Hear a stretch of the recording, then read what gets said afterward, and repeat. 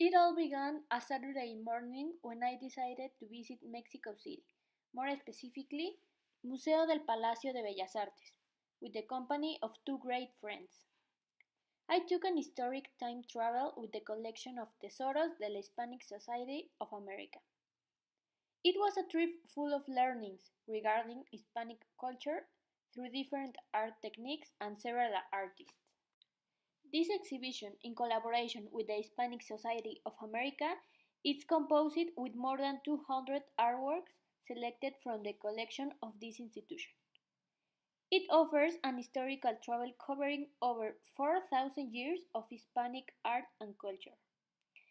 This is the first time that these works, including manuscripts, pottery, and paintings by different artists like Murillo, Velázquez, El Greco, among others, are presented here in Mexico. The collection was created by the art collector Archer Milton. He also founded the Hispanic Society of America in New York in 1904.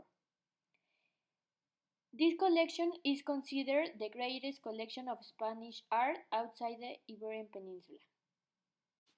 The first painting I chose is called My Funerals by Miguel Viladric, an oil on board work painted in 1910. Viladric was one of the most interesting painters regarding Spanish artistic panorama before Civil War. The painting uses mostly dark colors, some of them red and brown, and is full of portraits. Also, it's divided in two groups by a wall that means the separation between the world of the living and the tragedy of the dead. This wall is drawn with precise and meticulous lines. In the front of the wall, as the main element, there is a skeleton dressed in black with butterfly wings representing death. It is said that the smiley woman decorating her hair at the left of the painting was a girlfriend of the artist, and that maybe she was the responsible that the artist felt that his head should roll around the ground to the white cloth that is down the skeleton. Also, at the right of the painting, revealing concern, there is the sculptor Julio Antonio, who was friend of Viladric. The next painting was from a famous Spanish Baroque artist, Juan de Valdés Leal. Cristo con la cruz a cuestas in Spanish was made in 1661 in oil on canvas. The figure of Christ bending over the weight of the cross at the center of the image gives a dramatic effect on the painting because of the dark colors that were used. Also, the face of Christ that reflects suffering and fatigue as he puts his hand on his knee. In the left and at the top of the painting, there is Magdalena and the Virgin, who is being consoled by San Juan. In the right angle of the painting, there are two thieves that look to be conducted to the Golgotha, or Calvary. An important reference of this painting is Cristo con la cruz a cuestas by Sebastiano del Piombo.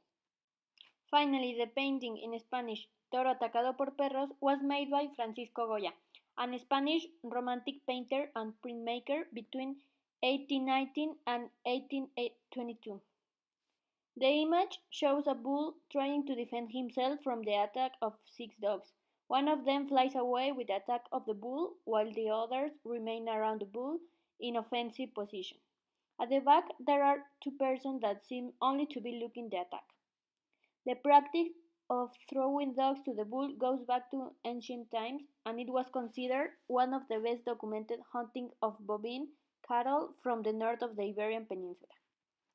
Over the time, this activity became a popular celebration in bullfighting parties. The painting shows the cruelty of these practices as the bull and the dogs get hurt. Goya emphasized the inhibition of the human action and how they are celebrating something like this instead of stopping the animal suffering. This particular art collection offered a great number of paintings, sculptures, and objects that helped me understand the Hispanic culture in a different way through artists who made important collaboration. It was a great experience and a great visit.